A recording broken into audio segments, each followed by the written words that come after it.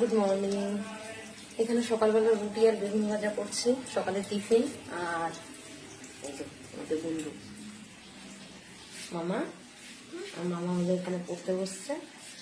তো আমি রান্না করছি বলে ও মেশিনের উপরেই বই খাতা রেখে বসে বসছে। আর এদিকে দুষ্টুমি তো চলছে, একটা ভাঙা ঘড়ি নিয়ে ঘুরে বেড়াচ্ছে। তো এখন অলরেডি 10:30 বেজে গেছে। তো এখন রুটি বেগুন ভাজা খেতে দেবো ছেলে মেয়েকে। আর মামা বেগুন ভাজা দিয়ে ভালো খায়, একবারে আমিও টিফিন করে নেবো। ঠিক আছে, এগুলো দিয়ে মারলে কোনো লাগবে না, ফেলে দেবো আমি এখন।